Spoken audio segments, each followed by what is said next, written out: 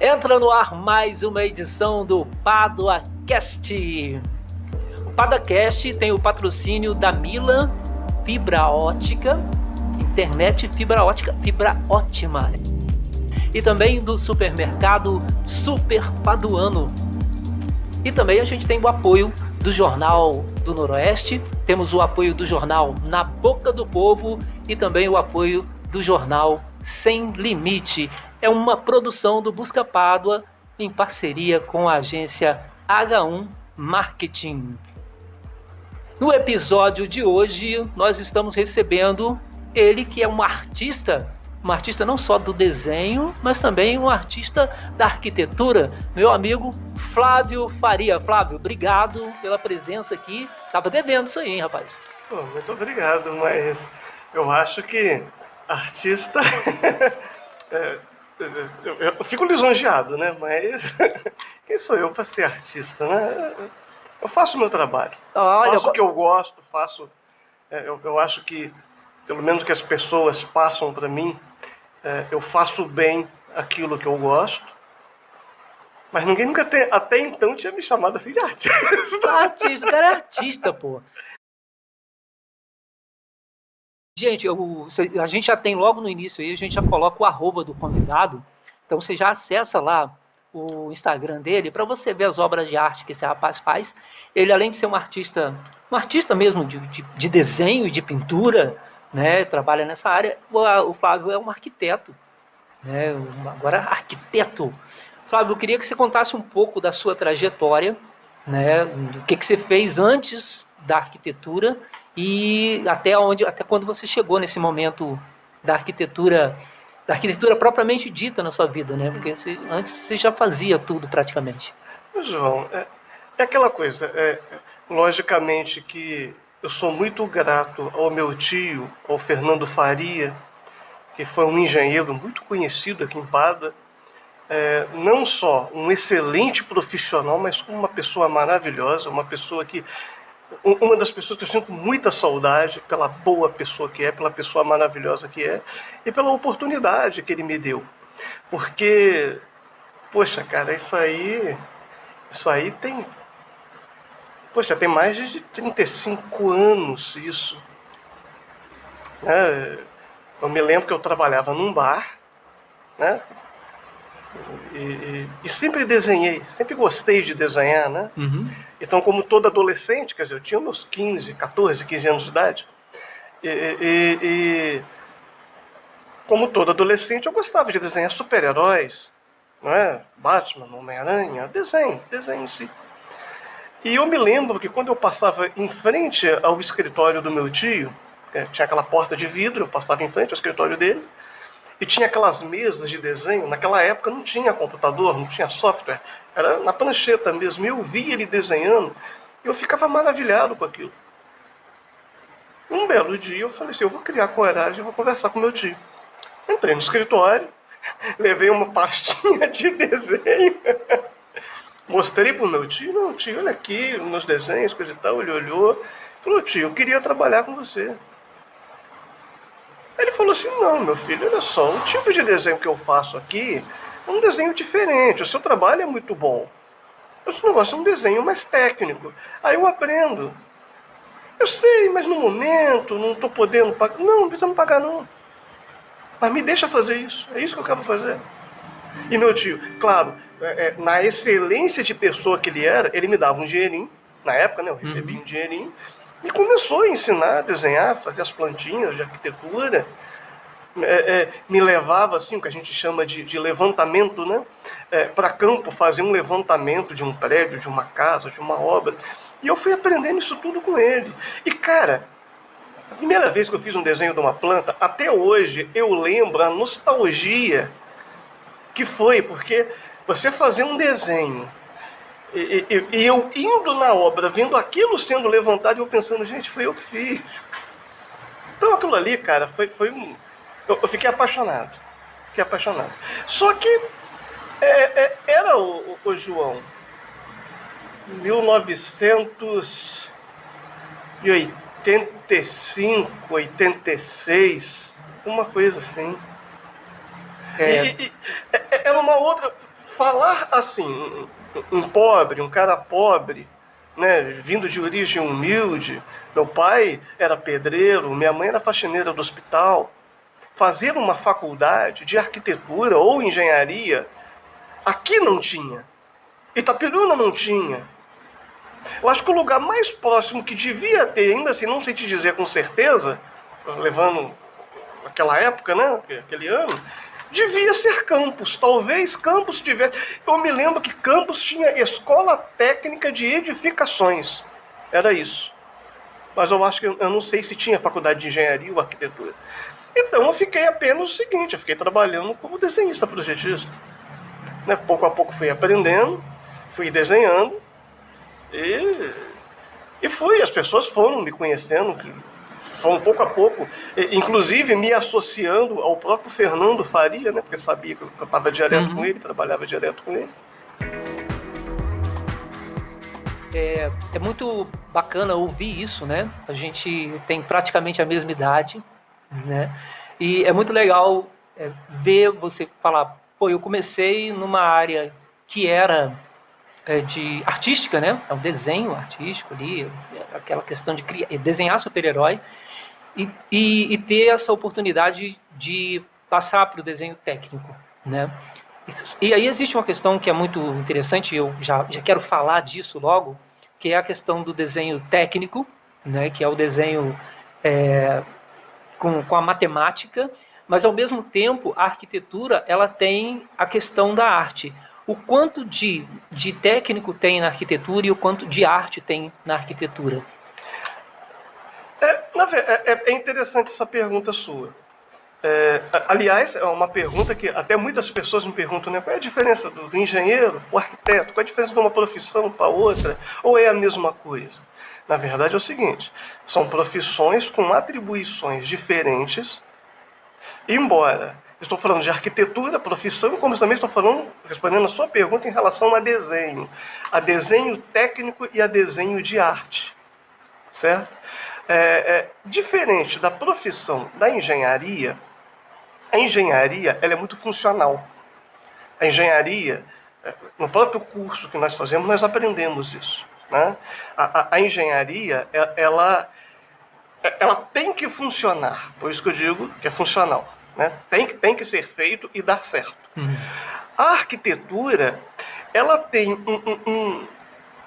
um viés a mais do que a engenharia, justamente pelo fato da arquitetura poder ser considerada arte e a engenharia não. Mas como assim? Porque a engenharia ela é meramente técnica. Aquela coisa, técnica, funcional, tem que funcionar, tem que dar certo. A arquitetura também. Só que a arquitetura existe a questão do conceitual. Quando nós arquitetos fazemos um trabalho de arquitetura, nós lidamos com aquele critério de que aquela arquitetura que você está fazendo tem que ter um significado.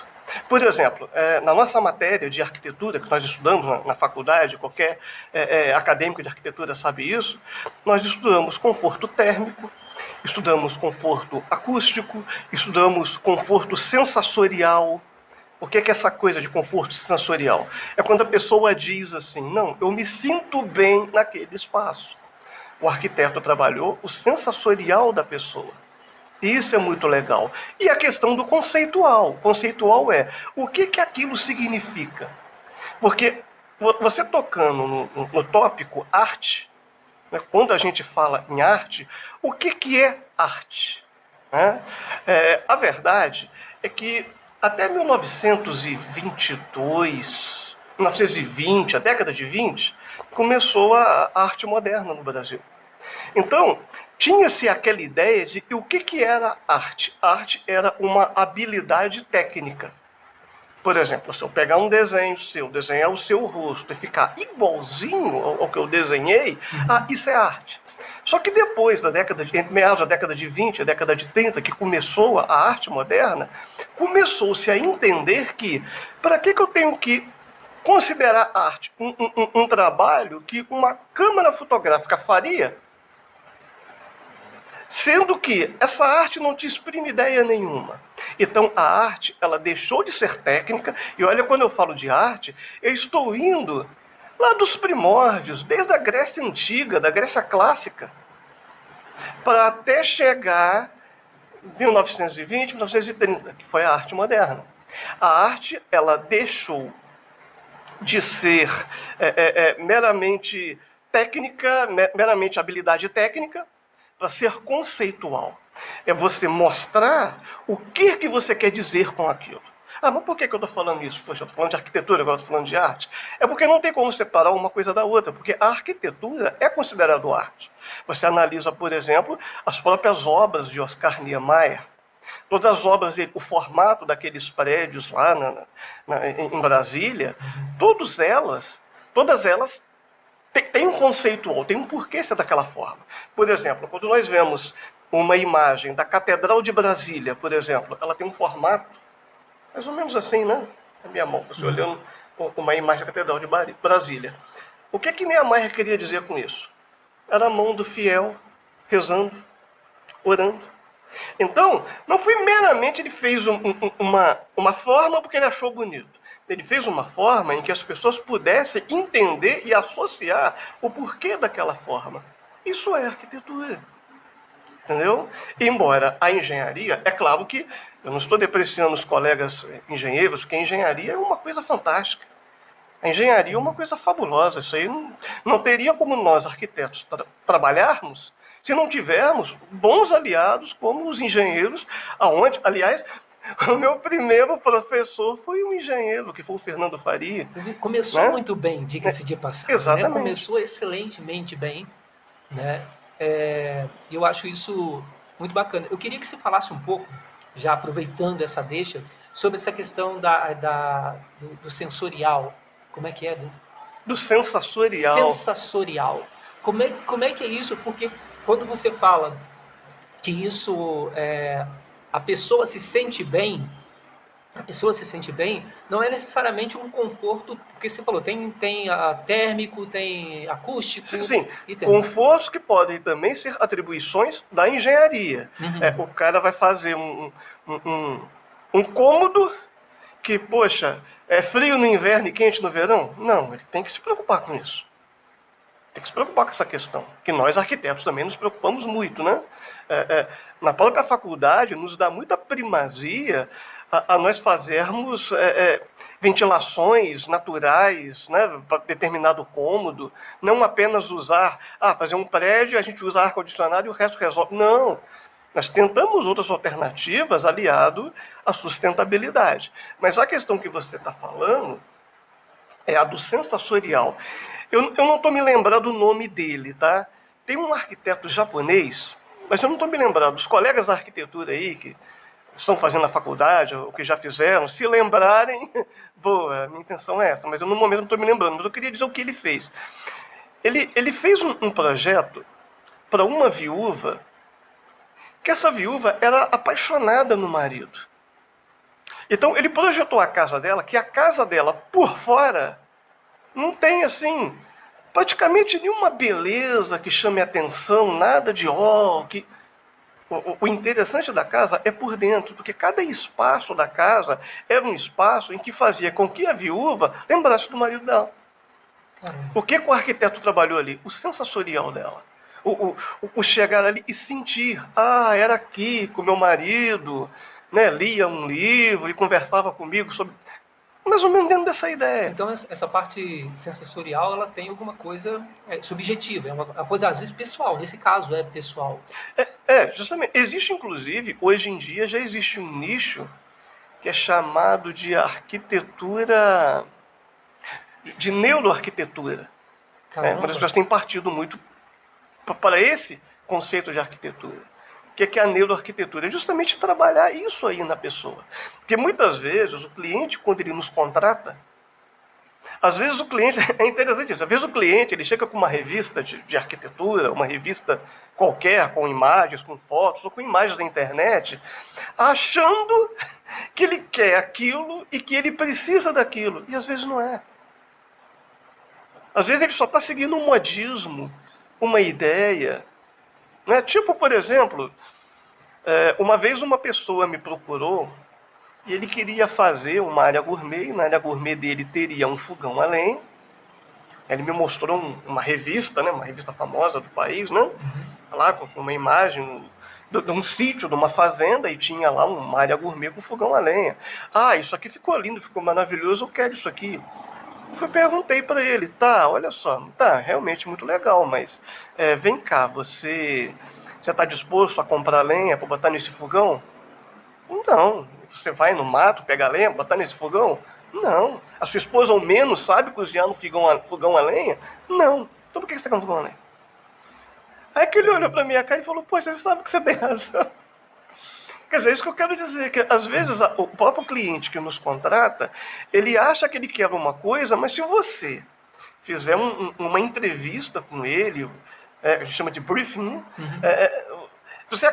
ele acaba descobrindo numa conversa com você que às vezes não é necessariamente aquilo que ele quer. Ele está apenas seguindo uma coisa que ele viu, para depois ver que, não, pensando bem, não era isso que eu queria.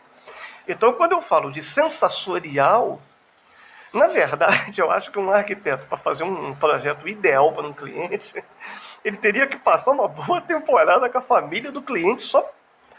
É claro que isso não é possível, estou fazendo. Isso é uma analogia apenas, né? Mas é apenas um exemplo para você entender. Mas justamente para entender um programa de necessidades ideal para o cliente.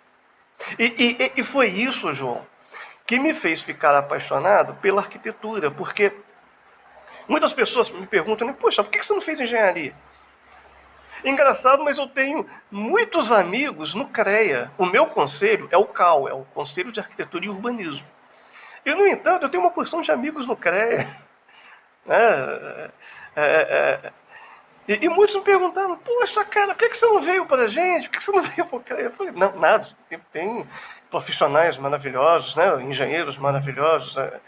A questão não é essa, é justamente pela liberdade criativa que a arquitetura me dava.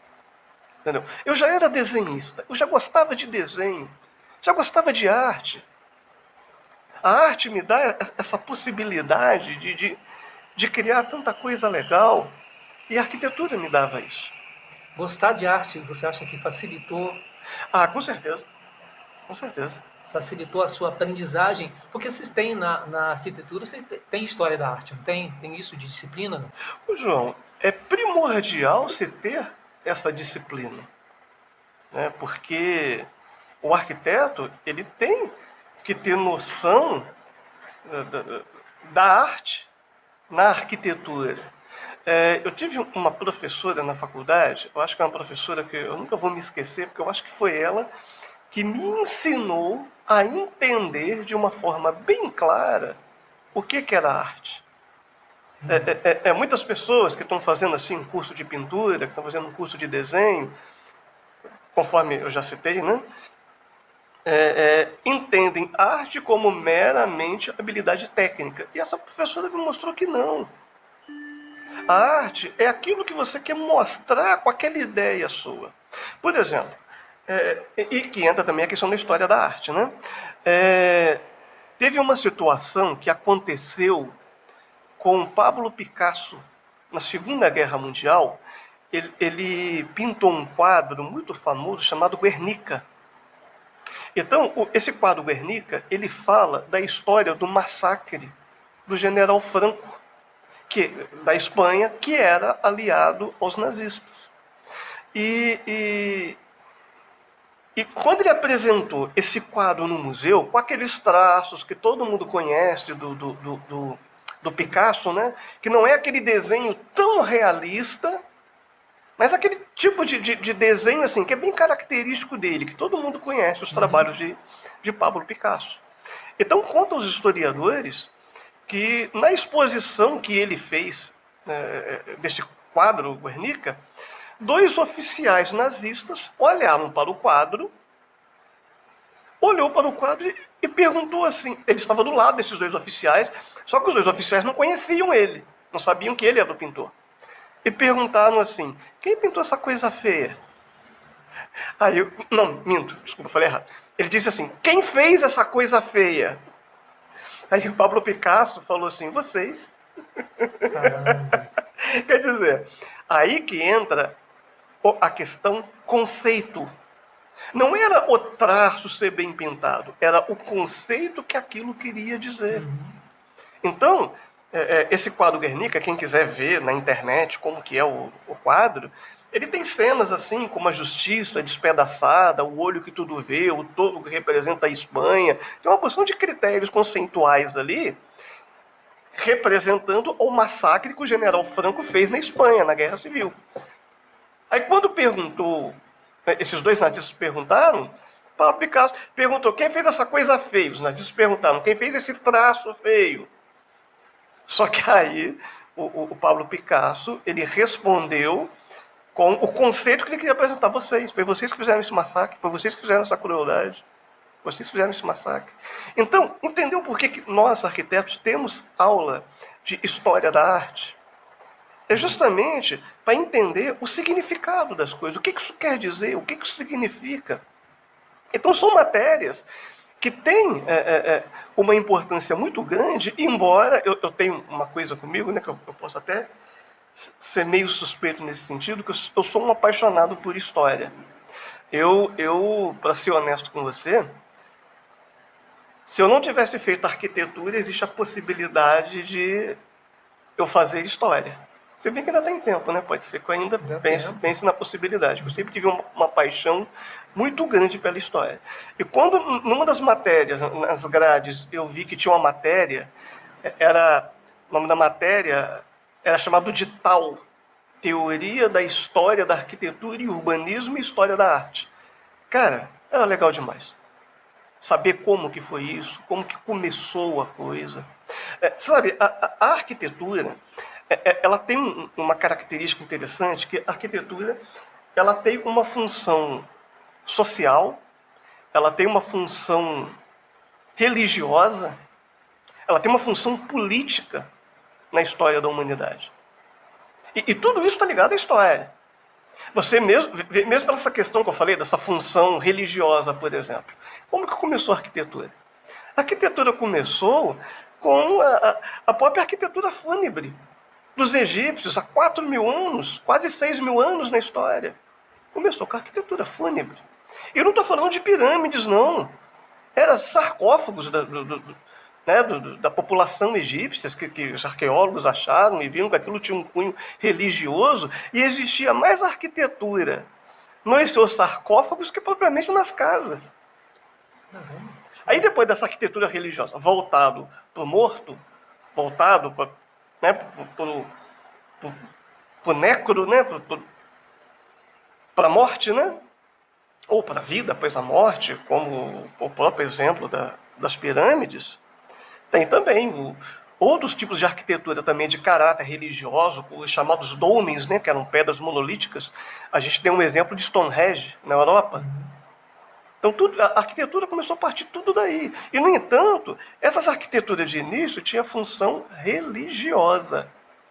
Com o tempo é que foi introduzido uma arquitetura para a habitação das pessoas, no sentido, né, da própria palavra arquitetura. Né?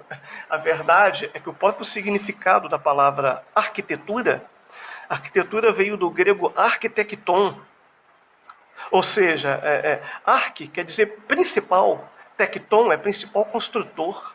Então o arquiteto é o principal construtor. Uma coisa que é muito interessante, se eu fosse falar, por exemplo, da construção da Basílica de São Pedro, por exemplo. Na verdade, a Basílica de São Pedro começou no século XVI, foi concluída no século XVII, passou pela mão de mais de um arquiteto, começou por Donato Bramante, que foi um arquiteto no século XVI, passou na mão do próprio Miguel Ângelo, e há historiadores que contam que Miguel Ângelo ficava todo sujo na obra junto com os outros peões. Por quê? Porque ele era o arquitecto, ou seja, o principal construtor. A palavra tectônico, placa tectônica, você precisa falar muito disso, gosto de de terremoto, né? O que são as placas? Que são placas construtoras. Então, o principal construtor que virou arquiteto, até o Renascimento, não existia assim uma distinção da pessoa que construía o peão para o cara que elaborava o projeto. Então, a partir do Renascimento, que surgiu o critério, o nome, a ideia, arquiteto, o arquitecton. Então, por que eu estou falando isso? Né? Que você tocou justamente na questão história da arte, história da arquitetura. Então, é interessante saber esse tipo de coisa. Flávio, a gente tem hoje a invasão das inteligências artificiais, né? Então, tudo que se vai fazer hoje, você tem um recurso para a inteligência artificial. Você acha que a arquitetura, qual que você acha que é o impacto que vai ter a inteligência artificial na arquitetura? Ô João, olha só. Bom, vou fazer uma análise disso, mas referente assim, dentro do meu trabalho, né, de quando eu comecei a trabalhar, porque a verdade é que eu concluí a faculdade mais velho. Como eu já havia, comecei a dizer, não cheguei nesse ponto agora que eu estou falando nisso, e você até havia me perguntado, né, porque havia sido a minha trajetória, né, até chegar aqui. Eu comecei a faculdade já com meus 40 e poucos anos de idade, né? Então já comecei velho. E quando eu entrei para a faculdade, tinha aquela garotada tudo novinho, pessoal tudo novo, tudo, né, 20 anos, 18, 20, 25. E fiz, assim, muitos amigos, né? Muito legal isso. E eu me lembro que uma das matérias, as primeiras matérias que eu tive na faculdade foi de desenho à mão na prancheta. E os colegas ficavam espantados. Claro que eu vou ligar isso a isso que você está falando sobre inteligência artificial, né? E os colegas ficavam espantados como que eu desenhava na mão de uma forma muito rápida. E de fato, eu desenhava muito rápido. Mas claro, poxa, trabalhei anos na minha vida com isso, se eu não fizesse isso bem, eu ia arrumar um quintal para capinar, porque, pelo amor de Deus, né? Sempre fui desenhista, sempre foi a minha paixão, minha profissão. Mas o que eu quero dizer é que eu estava até explicando para um arquiteto amigo meu, que na época era estudante, né? Hoje nós dois somos arquitetos, somos formados, que eu vi a transição de prancheta para software. Naquela época, aqui em Pádua, eu pegava uns desenhinhos, né, para fazer à mão. Uma pessoa que eu me lembro, vou falar o nome dele, já é uma pessoa falecida, mas é uma pessoa que eu vou falar o nome dele com muito carinho, porque eu gostava muito dele. Entendeu? O Neguinho. Tava assim, Neguinho da prefeitura. Todo mundo falava isso, Neguinho da prefeitura. E, cara, é um sujeito maravilhoso, uma pessoa maravilhosa. E eu me lembro que eu pegava aqueles desenhos, ele passava assim, ele fazia umas medições a serviço que ele mesmo pegava e eu trabalhava como desenhista. E me passava e eu desenhava a planta para ele. E eu me lembro que começou a ser introduzido na época o software do AutoCAD. Eu fiquei assim, caramba, como que eu vou fazer, cara? A única coisa que eu sei fazer é isso, eu não sei fazer outra coisa. Não que eu não seja inteligente para aprender alguma outra coisa, mas eu sou bom nisso. Modéstia à parte, tá? Estou falando isso no sentido de que, pelo menos ninguém nunca reclamou dos meus trabalhos. Eu ficava pensando, como é que eu vou fazer? E computador, na época, João, era caro. Era como se fosse uma coisa assim, ou você era rico e tinha computador, ou era pobre e apenas sonhava em ter sem ter condições de ter. Eu me lembro que na época, João, eu comecei trabalhando pintando letreiro, pintando muro, né? Pintava propaganda, né? Cheguei a trabalhar numa firma de comunicação visual, né? De um senhor, que é o seu Jorge Lacerda, que é uma pessoa maravilhosa, que me deu essa oportunidade, eu trabalhei com ele um tempo. Depois saí da firma, comecei a trabalhar por conta própria, pintando letreiro, pintando muro, mas sempre com a paixão no arquitetônico. Foi aí que um colega meu, né, que estava fazendo a faculdade, vou até citar o nome dessa pessoa também, que é uma pessoa que eu gosto muito, que é o Alexandre Belgoni. O Belgoni, ele trabalhava para um arquiteto em Niterói. Belgoni estava fazendo faculdade. E Belgoni me ligou e falou assim: ô Flávio, tá, aí tem um detalhe. Eu havia ganho do meu cunhado um computador. Eu não entendo muito de informática no sentido assim pleno, né, de trabalho de informática. O que eu sei de informática é aquilo que eu preciso saber para trabalhar. Ponto. Aí eu ganhei um K62500, é isso? Rapaz, histórico. É uma coisa assim velha. Naquela época ele já era velho.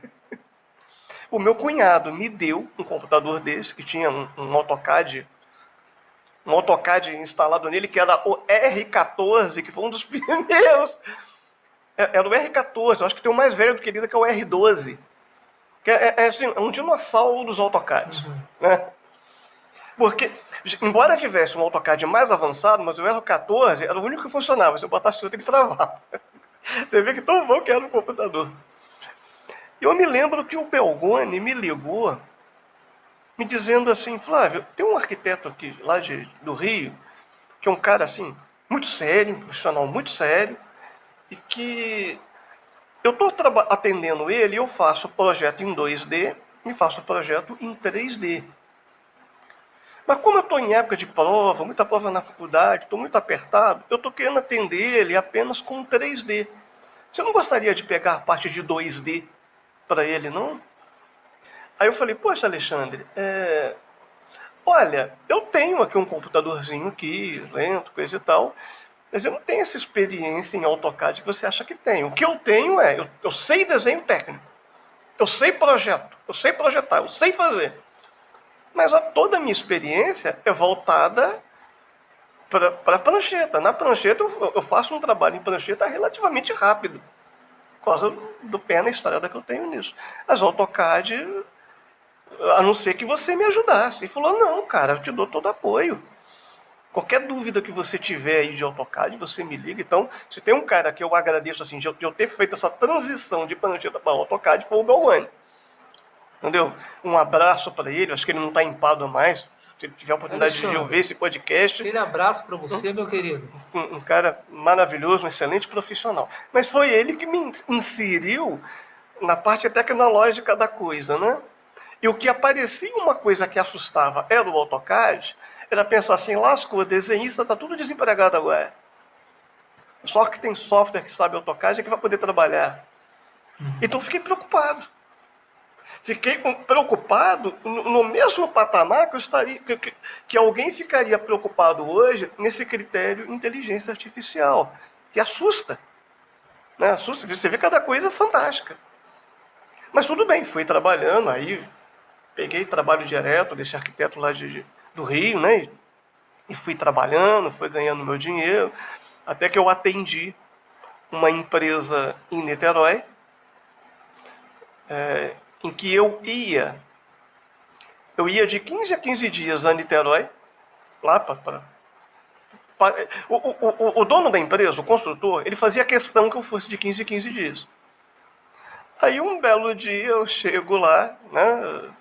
Ele me chama no escritório, eu entro no escritório dele, ele fala assim: ah, Flávio, você... Cara, eu queria falar uma coisa com você, cara. Eu queria dizer para você que nós não queremos mais você como desenhista projetista.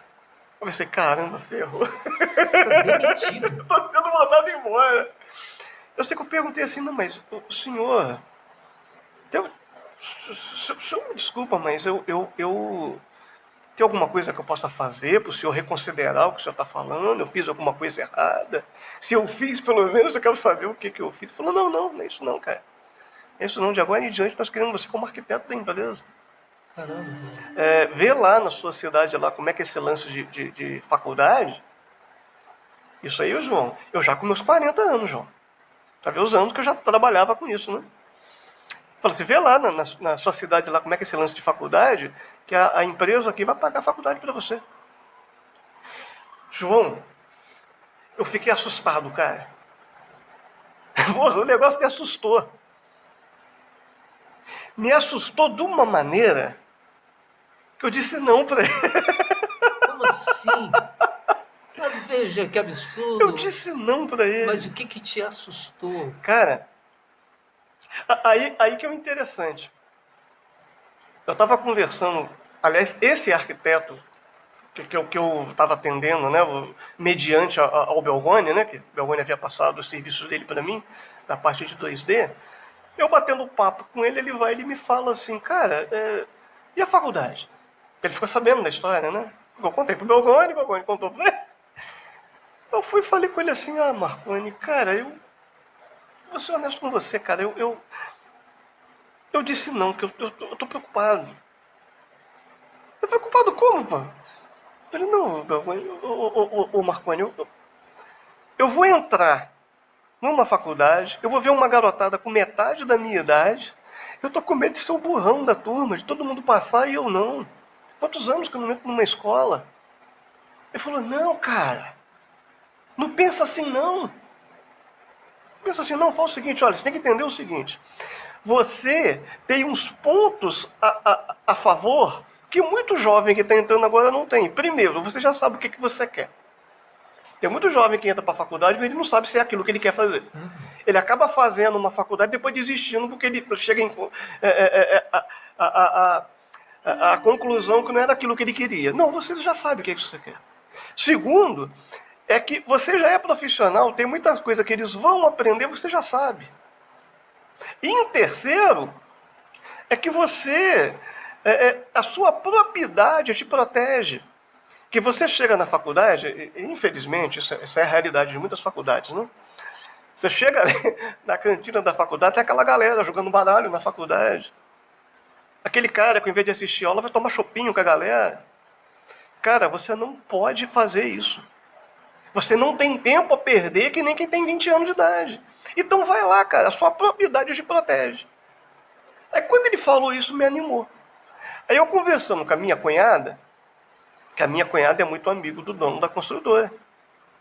Aí a minha cunhada falou assim, a minha cunhada falou de novo com o dono da empresa, ligou para ele, né, que eles são amigos.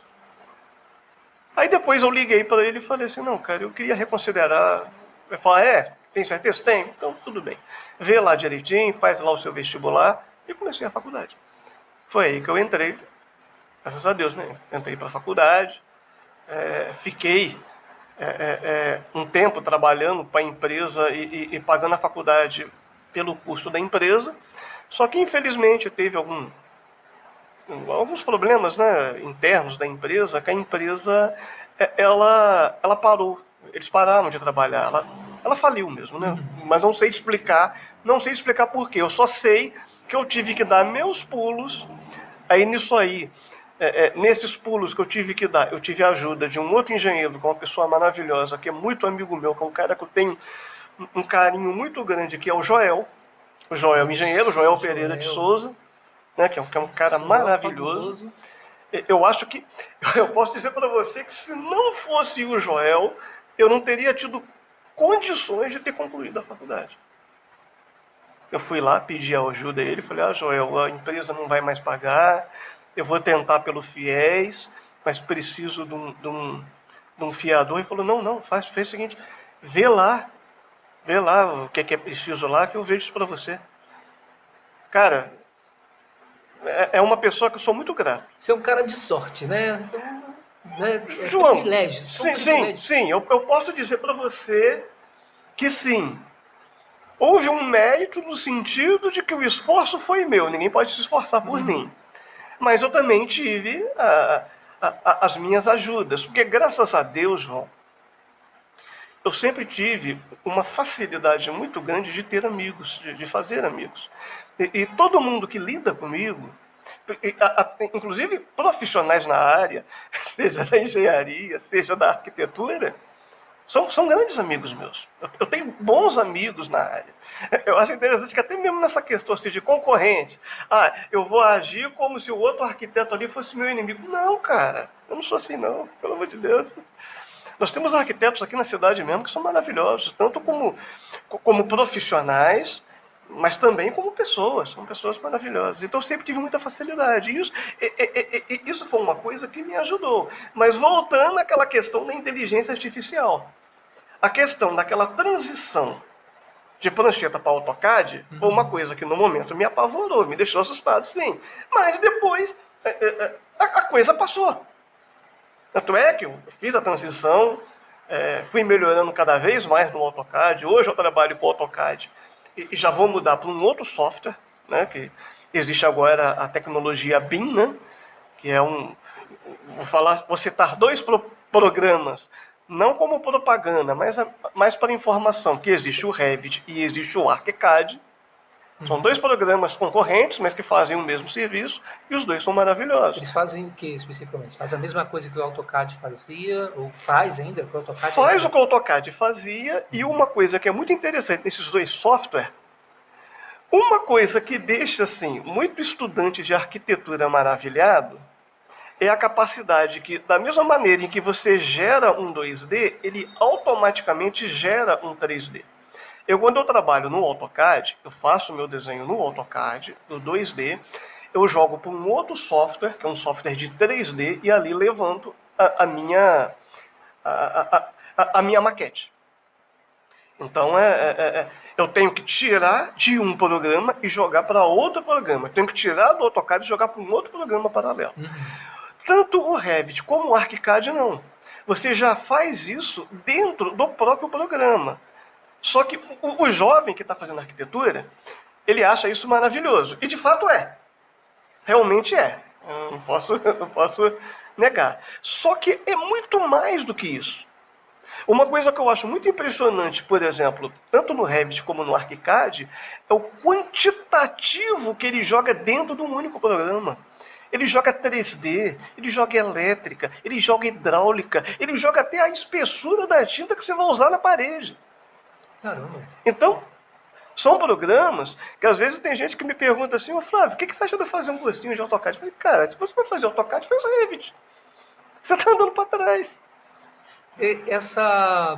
Essa passagem, né? Porque é uma transição, né? Você sair do AutoCAD para o Revit, como é que foi? Foi tão dolorido quanto sair da prancheta para o AutoCAD? Na verdade, eu ainda não fiz completamente essa transição.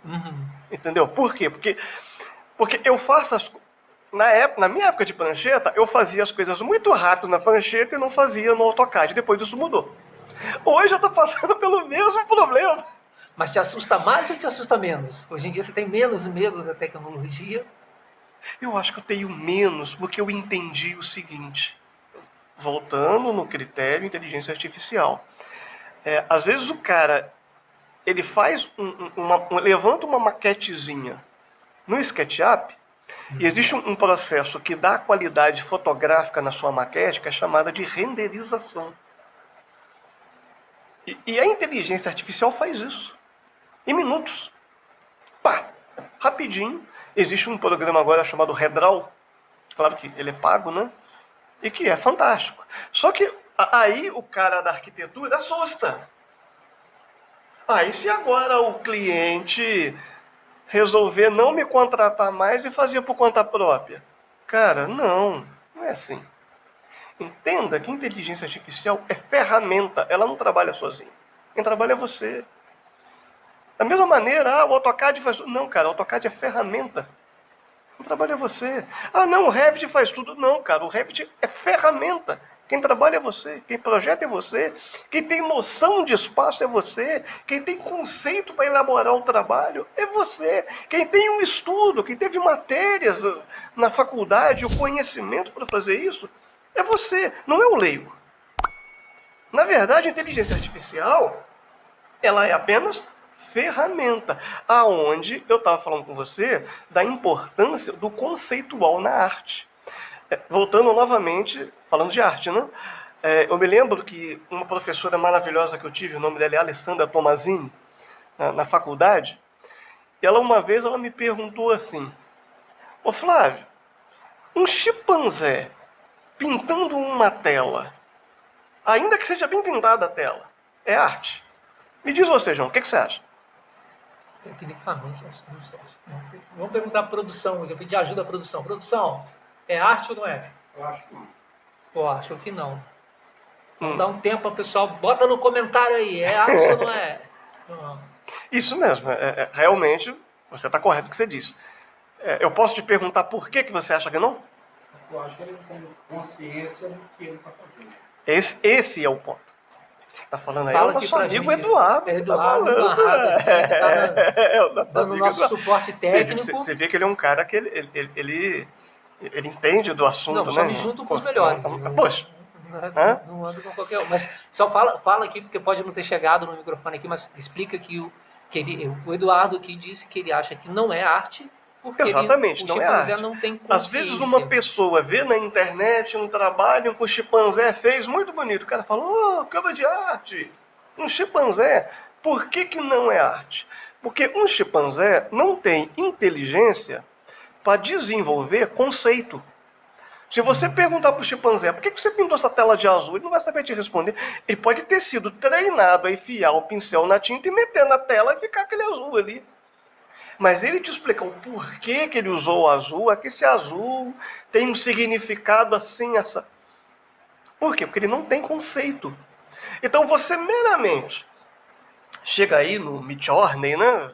Que é outro programa de imagens em inteligência artificial, e simplesmente fala assim, vamos pegar aqui o Homer Simpson, vamos botar o Homer Simpson com roupa do Batman, vai ser o Bat-Homer, aí aparece lá aquela carinha do Homer Simpson com a roupa do Batman, coisa e tal. Tá, mas eu te explicar assim, tá, mas por que você teve essa ideia? O que você quer dizer com isso? O que você quer mostrar com isso? Isso é que é arte.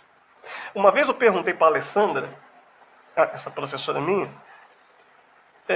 o desenhista do Homem-Aranha é arte? É um artista, o desenhista do Homem-Aranha? Ela falou assim, Flávio, o desenhista do Homem-Aranha não necessariamente, mas o criador é. Quem? O Stan Lee. Porque o Stan Lee, ele criou todo o conceito por detrás do Homem-Aranha. Ele criou quem o Homem-Aranha é. O desenhista não, ele apenas pegou a habilidade técnica que ele tem de desenho de anatomia e botou ali nos quadrinhos, botou na tela, enfim. Então, se você pegar aí, quem é o artista? O Stan Lee ou o desenhista que ficou contratado para desenhar? O artista mesmo foi o Stan Lee, porque ele tem toda uma ideia por detrás. O mesmo acontece com a inteligência artificial. Tem ferramentas fantásticas e que vão fazer trabalhos fantásticos. Aí você vai ver assim, aquele desenho lindo, legal que o cara fez lá e postou. Mas se você perguntar para ele, tá, o que você quer dizer com isso? Não sei, eu só fiz porque é bonitinho. Não, cara. Só para você ter ideia, num TCC de arquitetura é analisado isso. Não é você meramente apresentar o belo, mas você ter um significado para isso. O que isso quer dizer? O que significa isso para você, para o cliente? Qual é a relevância dessa forma que você está apresentando? É por isso que a arquitetura pode ser enquadrada como arte. Conceitos arquitetônicos. Então, a questão da inteligência artificial, ela é ferramenta. Ela é uma ferramenta. Para nós profissionais, quando vê assim, fala assim, nossa, assusta. Aí depois você para e pensa, tá, o cara pode até pegar assim, vou fazer uma decoração com inteligência artificial, tá, mas ele tem o conhecimento que um arquiteto tem. Não é alguém que faz interiores, um profissional da área de interiores tem. E sem falar que existe um outro critério também, que a inteligência artificial não pode fazer. A inteligência artificial, ela não pode ser responsável técnico. Dá um problema numa construção, dá um problema... Você vai processar quem? O cara processa o Midjourney? Quem é que responde por isso? Quem que foi o incompetente que fez? Tá, o Conselho de Arquitetura e Urbanismo, ou o CREA, o Conselho de Engenharia. Ele chega numa obra e notifica o cara. Ele vai fazer o quê? Para mandar o redraw? Não tem como. Não, ele tem que ter um profissional. Além do mais também, o próprio profissional, quer seja o engenheiro, quer seja o arquiteto, ele vai direcionar o cliente na melhor forma para fazer a obra dele, da forma mais interessante, da forma mais econômica, da forma mais viável de se trabalhar dentro daquilo que o cliente quer. E isso a inteligência artificial não faz. Entenda uma coisa, ela é apenas ferramenta, por mais maravilhosa que ela seja. Você está ouvindo o PaduaCast, Um patrocínio do supermercado Super Paduano e Mila Internet Fibra Ótica. E eu estou conversando com o arquiteto Flávio Faria. Flávio, uma pergunta que eu tenho para você sobre essa questão da arquitetura, né? Eu achei muito bacana que você colocou para a gente até agora. Arquiteto tem que conhecer também a questão de materiais de uso. Aí eu pego um gancho lá na inteligência artificial, né? Que talvez ainda falta um pouco a inteligência artificial avançar a ponto de poder conseguir, por exemplo, fiscalizar uma obra, né?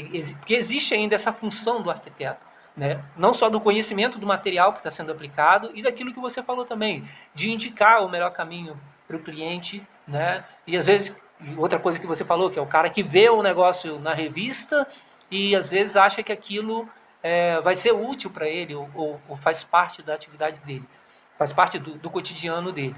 Então eu queria que você falasse um pouco de quanto conhecimento o arquiteto tem que ter, né, além do projeto, além do desenhar, além do fazer o desenho bonitinho ali e mostrar como é que vai ficar. Né? Você tem um conhecimento do material, não só material de insumo de uso da própria obra em si, mas também de finalização, é isso que vocês têm? Ô, João, olha só.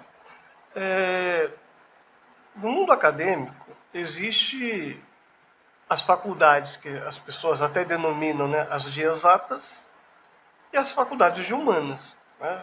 É muito comum a gente ouvir esse termo acadêmico. E a arquitetura, a engenharia, por exemplo, é uma faculdade de exatas. Não adianta um cara falar comigo assim, eu vou fazer engenharia, mas eu não gosto muito de cálculo. Cara, você está fazendo a faculdade errada. Né? Porque a faculdade de engenharia é uma faculdade de exatas. Né? A arquitetura também tem exatas. Nós também temos cálculos, também temos que calcular. Né? Mas a arquitetura ela está voltada mais para a humanas do que para exatas. Existe um critério que pode até ser um preconceito, não sei dizer.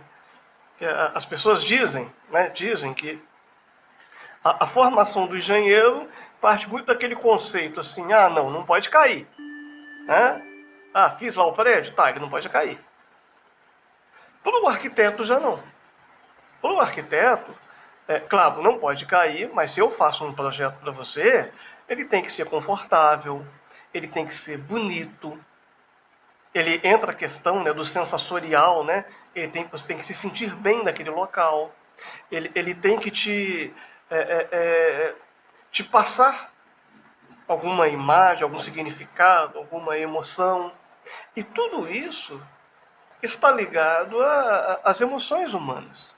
É por isso que nós falamos que a arquitetura está mais voltada para as humanas, embora nós temos também matérias de exatas. Mas aí você me falou sobre a questão do material, né? Aliás, nós temos matérias de materiais de construção na faculdade, né? Qualquer faculdade de arquitetura tem.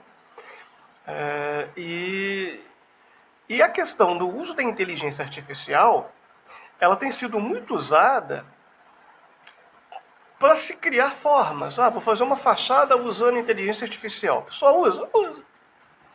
Mas que material que vai ser? De repente o cara gerou uma imagem ali, mas essa parede aí é o quê? É de alvenaria?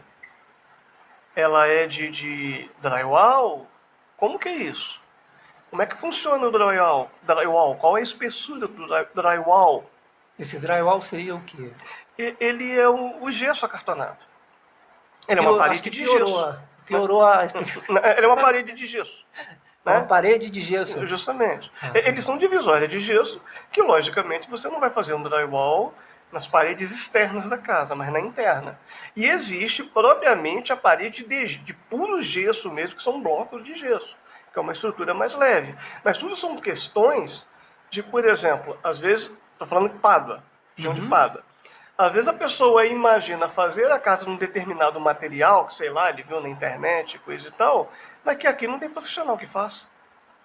Ou por enquanto ainda não. Uma metodologia de trabalho que está muito em alta, tem até um amigo meu, um engenheiro amigo meu que trabalha na área, que é a parte de steel frame. É a parte de casas em estrutura metálica. Toda estrutura metálica, paredes, enfim. Né? Já não é bem a minha área, né? Ele entende mais disso do que eu, ele estudou, ele se profissionalizou nisso, na área da engenharia, ele não trabalha com estrutura de concreto, ele trabalha com estrutura metálica, e que está sendo um grande sucesso por causa da rapidez da execução da obra. Você faz de uma forma muito mais rápida, segura, é uma obra limpa, mas em contrapartida, veja bem, é o Flávio que está falando isso, tá? Por enquanto, aqui em Pada, a pessoa quer trabalhar com isso. Não tem ainda um profissional que trabalhe nessa área. Ao meu entender, em Pada, aqui na nossa região, aqui, né? Pada, Miracema, Peribé, Itaucá, né? Mas esse amigo, por exemplo, ele faz muito projeto lá para fora. Por exemplo, com essa metodologia, mostrando que pouco a pouco está cada vez crescendo, cada vez mais e mais. E pode ser que num futuro, não sei quantos anos, o próprio pedreiro convencional que nós temos hoje, ele também vai ter que se adaptar. Né? Com essa nossa metodologia de trabalho, que é muito diferente, por exemplo, da metodologia dos americanos. Os americanos, eles usam muito o wood frame, é a casa de madeira, com divisória de madeira, com o drywall. O steel frame também tem sido muito usado nos Estados Unidos, que são metodologias de se fazer uma obra de forma rápida. A questão nossa aqui é a mão de obra especializada para isso, que nós não temos. Entendeu? Mas, voltando ao assunto da inteligência artificial, aquele leigo que quer fazer uma casinha usando inteligência artificial, mas depois que ele olha e fala assim, tá, gostei desse material, mas como é que é isso? Onde é que eu acho? Quem que faz? Como é que é? Aí é que existe a necessidade do profissional habilitado. Porque quando o profissional ele faz um projeto para um cliente, ele está consciente de que aquele desenho que ele apresentou para o cliente, aquilo vai existir de verdade. Não é uma questão de você fazer o desenho da casa da Alice dos País das Maravilhas. Não, aquilo vai ser executado de verdade. Então, o engenheiro, o arquiteto, ele tem que ter essa noção. O profissional, quer que seja engenheiro, quer que seja arquiteto, ele tem que ter essa noção. Principalmente o arquiteto, porque o arquiteto é que cria de início a obra e é passado para o engenheiro calcular. Então, ele tem que entender que isso é realizável. Uma situação muito interessante que acontecia na faculdade, que às vezes o professor, nós temos matérias de projeto na faculdade. Nós temos lá PA1, PA2, PA3, né? E cada matéria é um tipo de obra que o professor lá escolhe, matemática que o professor escolhe. Então, às vezes acontecia de o professor perguntar para o aluno assim, aluno da arquitetura, tá, muito bonito, mas como é que vai ficar essa estrutura aí? Às vezes o aluno falava assim, não, engenheiro que se vira. Não, cara, não é o engenheiro que se vira. Você, como arquiteto, tem que ter noção do que você está fazendo. Tudo bem que o estrutural é atribuição do engenheiro, mas eu, como arquiteto, eu tenho que entender o que eu estou fazendo. Existe muito aquele conceito assim, quem que define a estrutura numa obra? Para você que é leigo, quem que define a estrutura numa obra? É o engenheiro ou o arquiteto? Para mim seria o engenheiro. Muitas pessoas responderiam isso, mas o bem da verdade é que quem define a estrutura numa obra é o arquiteto. O engenheiro vai calcular e vai ver a viabilidade daquilo. Mas quem define essa estrutura é o arquiteto. Imagina, por exemplo, eu faço uma sala de TV, né, um home theater, né, para a pessoa assistir, e sendo que na sala eu coloco uma coluna no meio da sala. Não pode. Eu tenho que definir que não. Ela vai ficar em outro lugar, menos ali. Só que aí eu tenho que ter a noção de onde eu vou colocar ela. Eu tenho que ter uma noção de locação de pilares. Embora a minha atribuição não seja a engenharia, mas eu tenho que ter noção do que eu vou fazer. Como é que vai ficar esse vigamento? Como é que vai ficar esse pilar? Como que vai ficar essa estrutura? Isso é viável? Ah, mas se o arquiteto não tem noção disso, deveria ter. Por quê? Uma questão muito simples. Às vezes aquele arquiteto que fica inventando muita moda, muitas vezes a rixa que existe entre arquitetos e engenheiros, e deixando claro, né, aquilo que eu já falei para você, eu tenho muitos amigos meus que são engenheiros, que são excelentes profissionais, e é realmente uma profissão maravilhosa, entendeu? São excelentes profissionais, mas existe uma rixa justamente dentro desse conceito. Ah, um engenheiro que se vira. Não, não é um engenheiro que se vira. Você tem que ter noção do que você está fazendo. Que pode ser também que o cara faz aquele projeto lindo e maravilhoso, faz aquele projeto lindo e maravilhoso, aí quando chega na obra, o engenheiro fala para ele assim, tá, meu amigo, dá para fazer? Dá, só que tem uma coisa, o seu cliente vai ter que ser milionário. Financeiramente. Financeiramente. Porque engenharia, isso é uma coisa que eu aprendi com o Fernando Faria.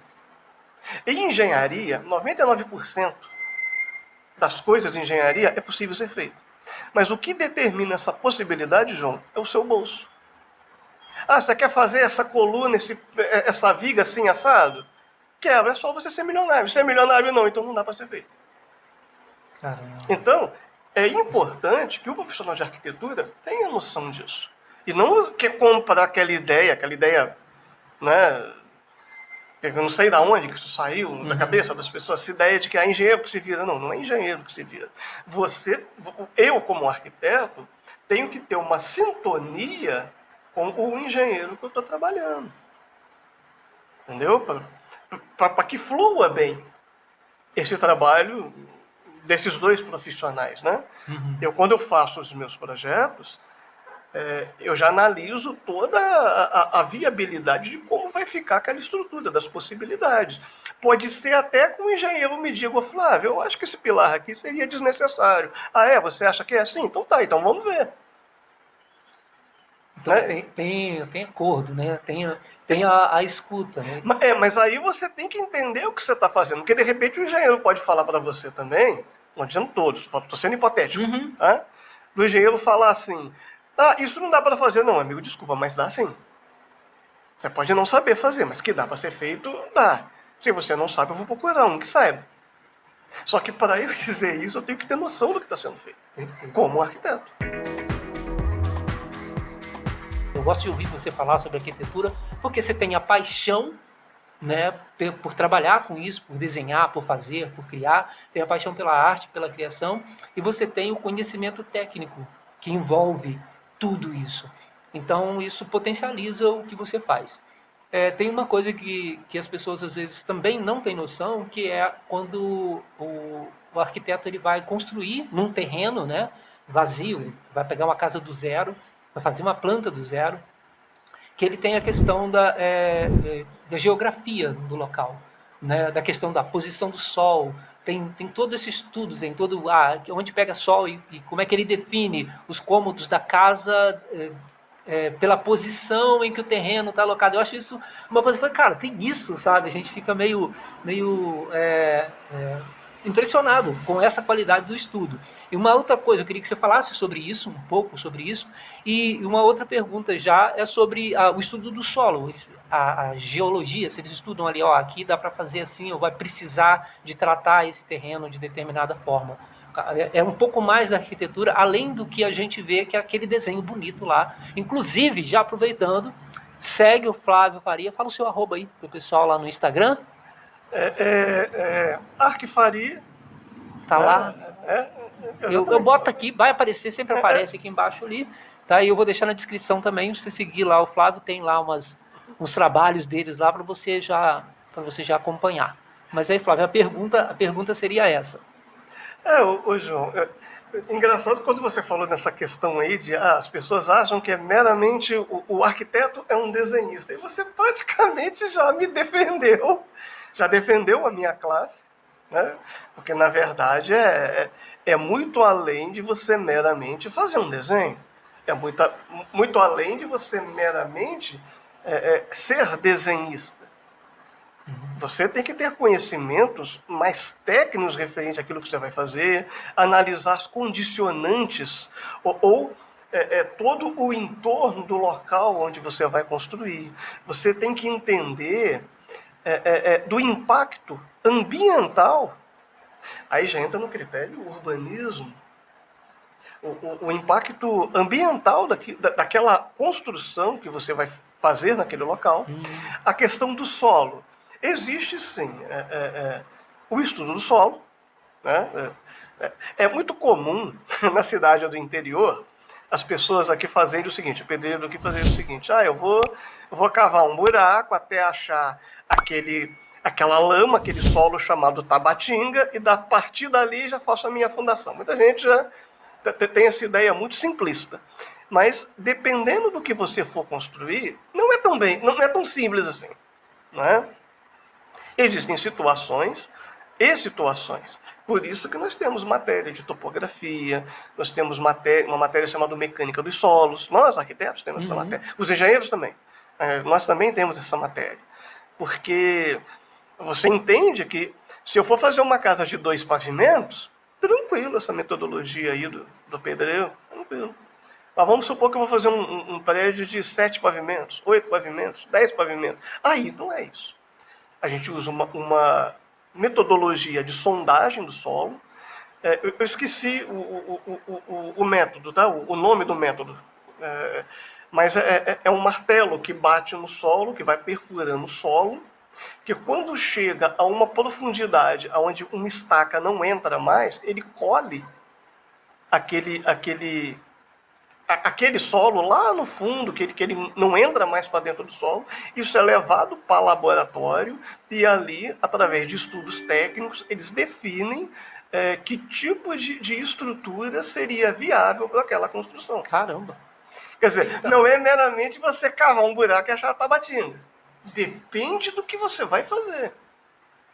Porque às vezes a pessoa usa a coisa de uma forma muito simplista, né? Sim. Mas dentro disso que eu estou te falando, dentro do que eu estudei, o que meus colegas estudaram, é muito mais do que você meramente desenhar plantinha. Sim. Que se fosse assim, bastasse eu fazer um cursinho técnico que eu já era arquiteto. Só para aprender a fazer desenho. Né? Então, para que eu fiz na faculdade? Né? Depois, a gente tem, depois da planta, né? Depois, eu tô me baseando, só para o pessoal que está assistindo e ouvindo a gente, eu estou me baseando numa planta, né, a partir do solo, né, a partir do zero ali. Depois que o arquiteto faz a planta, que começa a obra e que começa a realmente executar lá os trabalhos, o arquiteto ele entrega o projeto e vai embora para casa dormir, vai assistir Netflix.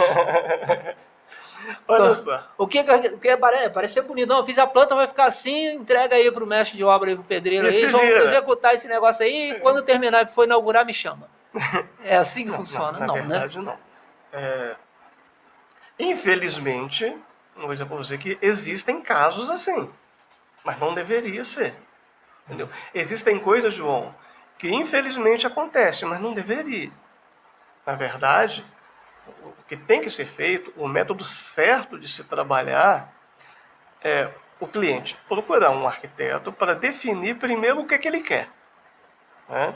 Então, vai-se ir no local do terreno, no caso eu estou falando, não existe construção nenhuma, é um terreno vazio. Ele vai lá, vai olhar o terreno, vai medir o terreno, ver se esse terreno está em conformidade com a escritura da pessoa. Que é muito comum, às vezes, de repente, o cara vai fazer uma obra, o terreno dele mede 10 por 20, mas quando chega no real lá, tá com 9,5 por 18. Na escritura está de um jeito, no real está de outro. Não, peraí. Nós temos que legalizar isso da forma correta. Então você vai ter que fazer uma retificação diária. Caramba, então... Aí são as questões legais, tá? Porque você tem que ter a legalização da prefeitura para você poder fazer a sua obra. Porque você parte do conceito que o solo que você vai construir, ele não é seu no sentido absoluto, ele é seu no sentido relativo. Por quê? Porque existem questões legislativas que você tem que obedecer. Entendeu? Você tem que obedecer para você fazer aquela construção. Por exemplo, você tem que observar a taxa de ocupação do que você vai construir naquele terreno. Qual é a taxa de ocupação permitida pela prefeitura para você construir naquele terreno. As condicionantes, a situação que tem em volta. se aquele local não é uma área de preservação ambiental. Você tem que ver todos esses critérios legislativos que muitas vezes o cliente não sabe. Então, eu como arquiteto, eu tenho que saber fazer. Eu me lembro, uma vez, teve uma pessoa que me procurou, que ele queria que eu fizesse uma obra. Tipo assim, tinha a casa da mãe dele e tinha uma área do lado da casa da mãe dele, que era a área de passagem, que as pessoas passavam e toda a claridade e iluminação passava por aquela área. Então eu estava achando que ele queria que eu construísse em cima da casa da mãe dele. Depois que eu conversei com ele, que eu entendi que não, ele queria que eu construísse naquela área, que justamente era a área em que tinha claridade natural para a casa da mãe dele. Só que se eu construísse ali, eu taparia a claridade da casa da mãe dele. Eu falei com ele, não posso fazer desse jeito. Por quê? Porque eu não posso tapar as áreas de iluminação e ventilação da sua mãe. Se sua mãe tiver algum problema recorrente à saúde, por estar num ambiente insalubre por causa disso, olha a minha responsabilidade técnica em cima disso. O cliente não sabe isso, mas eu sei, eu tenho obrigação de dizer para ele que não, desse jeito eu não faço. Se a pessoa quer que eu faça um projeto, eu vou usar os critérios legais, a legislação, o plano diretor do município e seguir esse plano diretor. Porque muitas vezes o cliente ele quer fazer, mas ele não tem noção disso. Então é minha obrigação falar para ele. E se caso ele não quiser acatar aquilo que eu estou dizendo, eu prefiro não fazer. Mas, enfim, não foi nem essa questão que você me perguntou, né? Você até me falou assim, a pessoa faz a planta, entrega para o projeto e tchau. Não, é muito mais do que isso. Você, para fazer um projeto, o ideal é que você faça um acompanhamento dessa obra. Só que o projeto, na verdade, o projeto ele vem seguido de um projeto, de um anteprojeto, ou seja, são projetos de estudos, para que o cliente desse anteprojeto possa definir o que ele quer. Definindo o definitivo, nós vamos fazer um projeto de legalização, que é o que vai para a prefeitura, para que ele possa construir, que ele não pode começar a construir sem ela estar legalizada na prefeitura primeiro. Isso é lei, é legislação. Tem tudo uma lei. Né? E além desse projeto, existe um projeto executivo, não é o mesmo projeto para a prefeitura, é aquele projeto que vai para a mão do pedreiro e lá na obra poder executar usando esse projeto.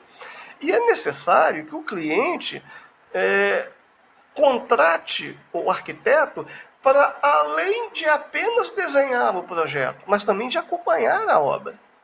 Isso também existe, o honorário do arquiteto, do profissional, para ficar acompanhando aquela obra. Ah, não é só entregar a planta e o pedreiro que se vira. Não, cara.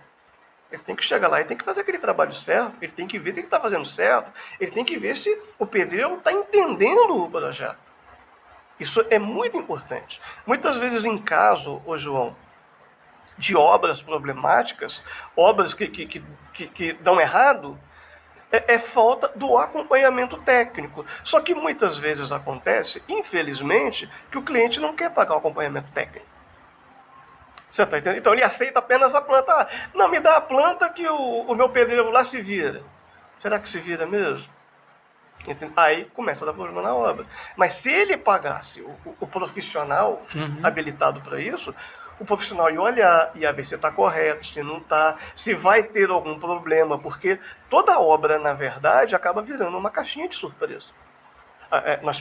Nós podemos nos deparar com situações inesperadas. Eu fiz um trabalho para um arquiteto em Niterói, que eu me lembro que nós havíamos projetado uma garagem e tinha uma rocha ali que para fazermos aquela garagem precisaria dinamitar aquela rocha. Ui, cara. Mas como é que você dinamita uma rocha numa área residencial? Não pode. Nós tivemos que refazer a locação da garagem. Não tinha como tirar aquela rocha de lá. Então, estou querendo dizer que no processo de construção acontece modificações necessárias, se assim for. E muitas vezes, com um projeto inicial que nós fazemos, às vezes é comum de você fazer um projeto, começar aquele projeto e quando a obra termina, ter detalhes que diferem daquele projeto inicial. Aí nós fazemos um outro projeto chamado As-Built, que é uma atualização daquele projeto, que no decorrer da obra ele foi sofrendo atualização. Isso é comum acontecer também. Mas para isso é necessário acompanhamento para que dê tudo certo. Tá vendo? A gente acha que eu acho bacana esclarecer essas coisas, porque às vezes parece que é muito simples, né? E às vezes as pessoas dispensam por falta de conhecimento, às vezes. E é isso que eu gostaria, que eu quis esclarecer, assim. Se você me permite falar uma coisa, Claro. eu estava até querendo falar isso, que isso é muito importante. Muitas pessoas, por exemplo, quando pensam em fazer um projeto de prédio, por exemplo, né? Eu quero fazer um projeto de tantos pavimentos, coisa e tal, com elevador e não sei o quê. Mas esquece dos critérios do corpo de bombeiro. Então, se você procurar um arquiteto para fazer isso para você, ele tem que ter esse critério. Ah, não, isso aqui pode? Esse tipo de escada pode? O que a legislação junto ao corpo de bombeiros pede? Se eu fizer, por exemplo, um pavimento comercial e mais 3 pavimentos residencial, a minha escada não é qualquer escada. Tem que ser uma escada com uma câmara, com uma anticâmara, com uma porta corta-fogo. E com todos os atributos e medições e detalhes que o corpo de bombeiro pede. Você está vendo aí como não é simplesmente o cara fazer um desenho, a arquiteta é só desenhista. Não, você tem que estar atento a isso. Você projetar uma escada perigosa, ou uma escada que está completamente fora dos critérios legislativos, principalmente do corpo de bombeiro, isso é problema para o arquiteto.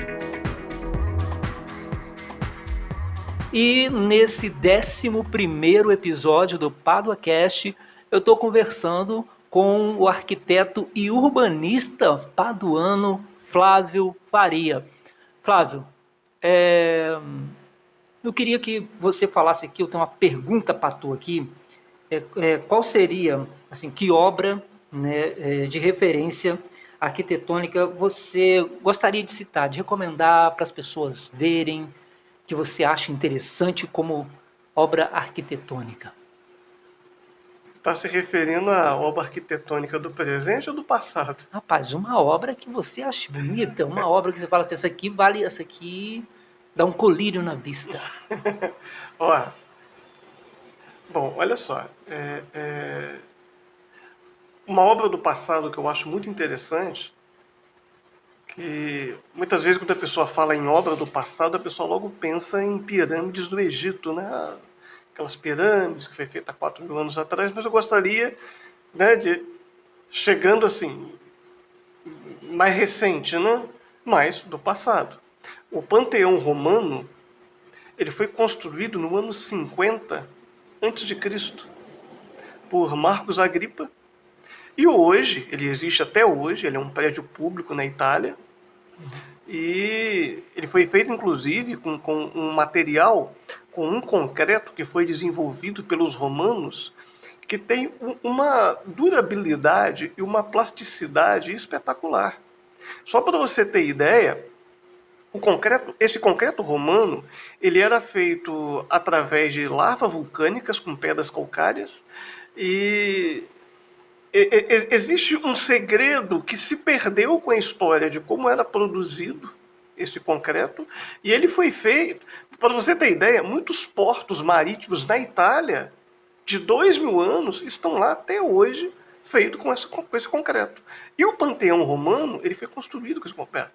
Ele tem uma cúpula, né? E essa cúpula ela é toda moldada com esse concreto, justamente por causa da plasticidade do concreto.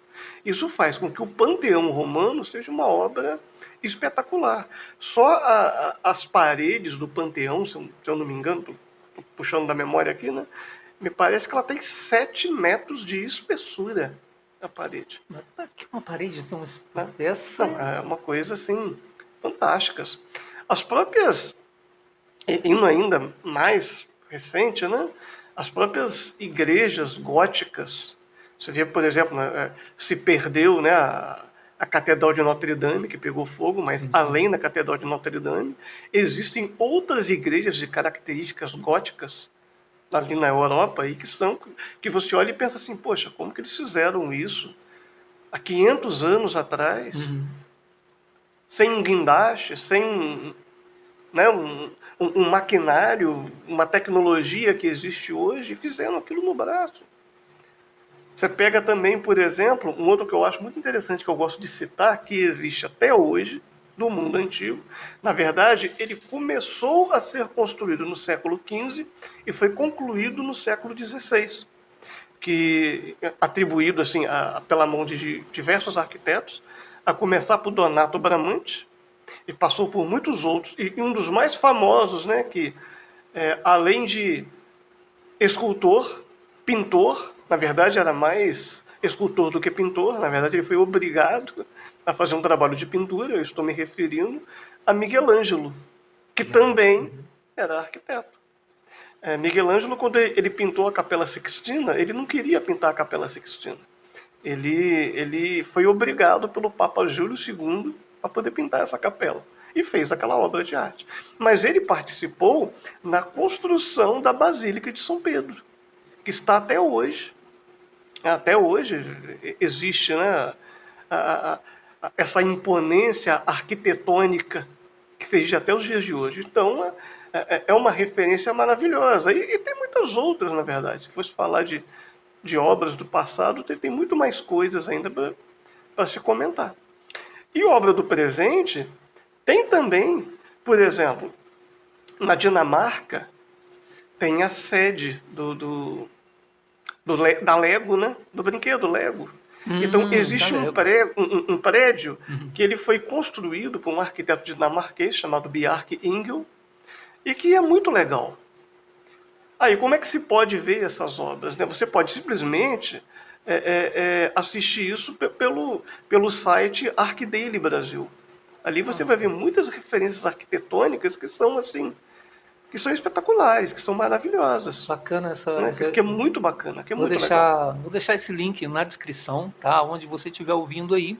A gente tem vários links lá, então esse link também, tá, Flávio? Depois o Flávio encaminha pra gente e a gente passa para você aí, você que gosta de arquitetura, você que gosta de ver essas João, coisas. Se me permite, deixa eu só fazer uma correção. Sim. Numa coisa que eu havia dito, mas é que eu parei e pensei, não, peraí, eu falei errado, deixa eu corrigir, né, um detalhe. Eu havia falado sobre o conforto sensorial, que o arquiteto trabalha isso, né? Só que a expressão está errada, não é conforto sensorial, é conforto sensorial. Me desculpa aí, desculpa o pessoal que está ouvindo, vai falar assim, ele falou errado. Não, estou corrigindo aqui. Só os arquitetos mesmo. É conforto sensorial que o arquiteto trabalha isso. Eu gostaria de falar isso antes que eu me esqueça de corrigir essa gafe minha. Tá valendo a correção, Flavinho. Ô Flávio, já que você citou essas obras, né? Eu queria que você citasse também alguns arquitetos que você admira.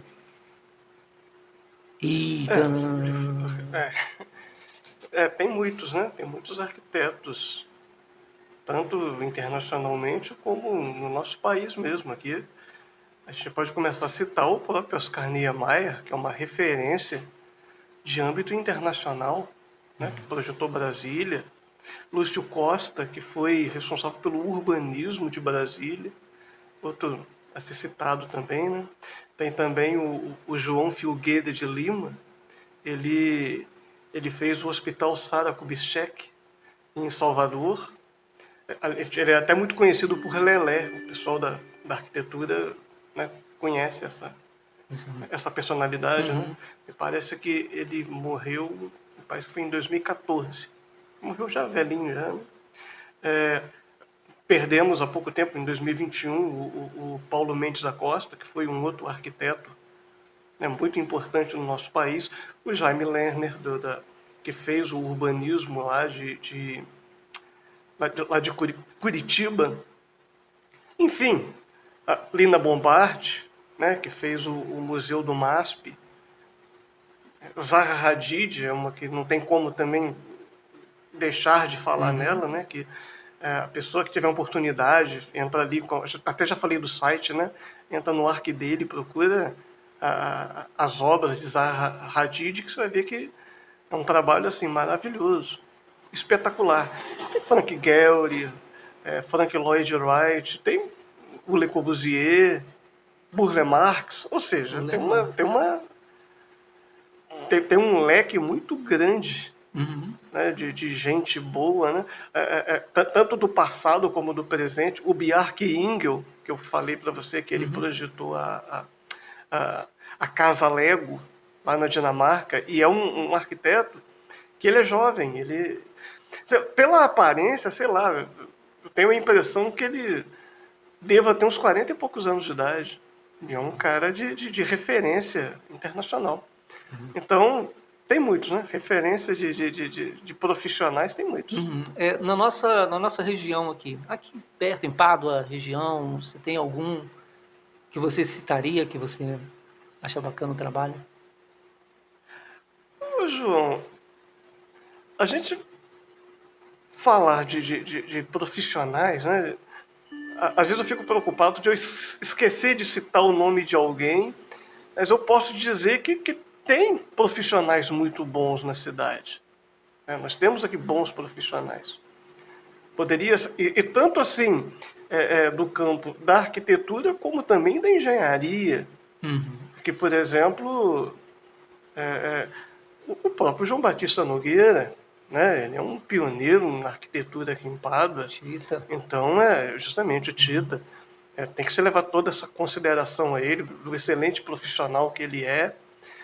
Esse projeto da praça aqui, da Praça Pereira Lima, né? Sim, Ele é que trabalho fez, dele. trabalho É trabalho dele. dele, né? É um excelente profissional. Eu me lembro quando eu conheci ele, eu trabalhava com meu tio, Fernando Faria. O meu tio calculava, fazia o estrutural para o Tita. E ele chegava lá no escritório, eu estava lá na prancheta desenhando, a gente conversava, né? E, além dele, tem outros profissionais. Tem, por exemplo, uma menina que eu gosto muito, tanto profissionalmente como a boa pessoa que ela é, que é a Karine Souza, é uma arquiteta lá de Miracema. Recentemente ela fez um trabalho aqui em Pádua, que foi a padaria Farol. Ficou muito bonito o trabalho dela, ficou muito legal. Eu acho ela uma excelente profissional. Tem aqui também a Fernandinha, a Fernanda Mulan, que é também uma excelente profissional. Ela tem uns trabalhos muito bonitos. E também, é claro que eu cito essas pessoas que são bons, não só no sentido profissional, mas como são boas pessoas também, pessoas de caráter, que vale a pena qualquer pessoa contratar o serviço dessas pessoas, que vão ficar satisfeitos. No campo da engenharia, tem o Henrique Bastos, né, que é um engenheiro, que é uma pessoa maravilhosa também, um excelente profissional. Um que eu não posso deixar de citar, né, Joel Pereira de Souza. O Joel.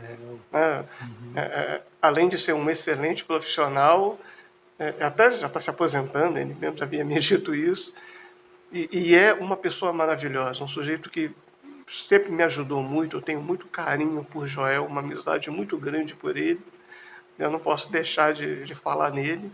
Tem o José Braz, que é um outro engenheiro que também já está aposentado.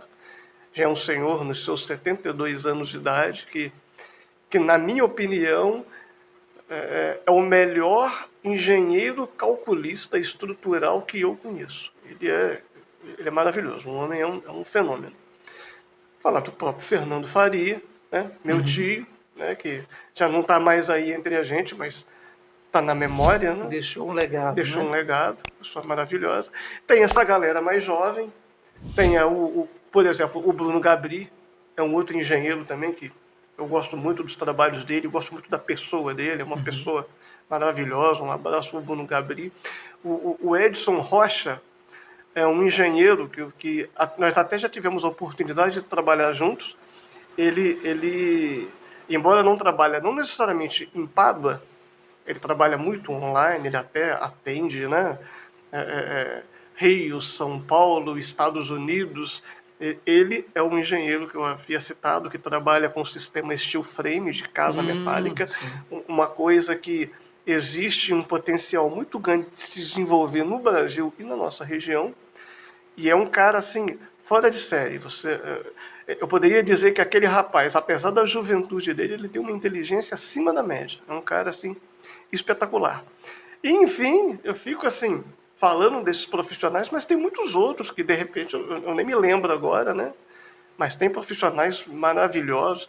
A Beatriz Paiva, que é uma arquiteta que eu já trabalhei com ela, aprendi muita coisa com ela de arquitetura.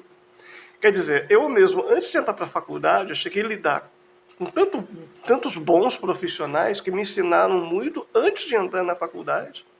Então, a própria Beatriz mesmo foi uma que me ensinou muito sobre arquitetura, né, o ofício da arquitetura. Enfim, e é isso. No momento não me vem mais alguém à minha mente, mas existe muita gente boa aqui em Pado. Que bom, né? Que bom. Então, se você já conhece as obras desse pessoal aí, o Flávio citou, você já pode reverenciar. Olha aí, na verdade, a gente tem também bons profissionais na área da arquitetura e da engenharia aqui pertinho da gente. Isso é uma beleza, isso é uma maravilha, né, para a gente poder prestigiar o trabalho e valorizar o trabalho dessa gente. Ah, sim, com certeza. Ô Flávio, para a gente encerrar, eu tenho uma última pergunta, que é a seguinte: como é que você acredita que a arquitetura pode mudar o mundo para melhor? Ô, João, eu diria para você que um dos pilares da arquitetura é mudar o mundo para melhor. Isso é desde o início da humanidade, desde que o ser humano ele criou consciência de que ele tinha que ter monumentos, templos religiosos, casas. No início da nossa conversa, nós estávamos até falando, né, da arquitetura funerária dos egípcios, aí foi se desenvolvendo da arquitetura religiosa para a arquitetura residencial. Entra aí a questão do urbanismo, também é outra vertente da arquitetura, né? Que o urbanismo ele visa criar uma infraestrutura das cidades, né? do funcionamento das cidades. Então, a arquitetura ela tem um legado de transformar a vida do ser humano para melhor cada vez mais, ainda mais agora no mundo moderno. Né? Então, não tem como se pensar em civilização sem pensar em arquitetura. Então, a arquitetura ela influencia tudo. Tudo envolve arquitetura, a política, a geopolítica, a religião, a história, tudo tem arquitetura envolvido. Bacana demais, o menino respondeu bonito. Flávio, quero te agradecer demais a sua presença, essa conversa que é sempre maravilhosa. Deixa o seu arroba para o pessoal que quiser entrar em contato com você, para às vezes tirar uma dúvida, né, sobre arquitetura, sobre uma obra que está fazendo. Fala pra gente o seu arroba, vai aparecer aqui também no vídeo aqui, e a gente vai deixar na descrição, mas fala aí pra gente. É flaviofaria.arc. Então acessa lá, Então, a gente deixa aí, lá você consegue falar com você por lá, né? Consegue. Tranquilo. E é bom também que você dá uma olhada lá nas obras do rapaz, tem lá, ele sempre posta uns projetos lá, né? Tem uns desenhos bacanas. Tem os desenhos que... Tem coisa legal. Que eu gosto de fazer, hoje em dia eu não tenho tido mais tanto tempo como eu tinha antes, mas tá lá, de vez em quando eu faço um desenho, posto uma coisa mais artística, mas para aquela pessoa que tiver curiosidade, quiser dar uma olhada, isso aí vai ser uma satisfação. Vale a pena stalkear lá o Instagram do Flávio, viu? Flávio, obrigado pela sua presença, agradeço. Viu? Muito obrigado ao Padocast, muito obrigado a você que está me assistindo. E, enfim, é isso aí. Isso. Lembrando que o Flávio, né, já foi host aqui no Padocast, no episódio número 2, onde ele entrevistou a Jéssica Oliveira. Jéssica, maravilhosa. Exatamente. Jéssica. E ele foi um cara que já fez ponte aqui pro TID, já fez a produção aqui pra gente, pro Eduardo conversar com a gente também.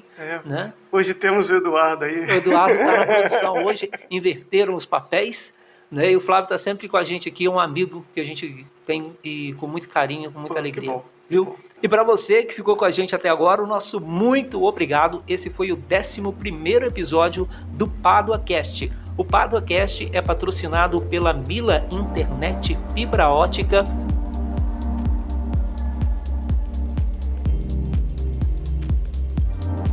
e também pelo supermercado Super Paduano. Tem o apoio de divulgação do Jornal do Noroeste, do Jornal Na Boca do Povo e do Jornal Sem Limite. PaduaCast é uma produção do Busca Pádua e da agência H1 Marketing.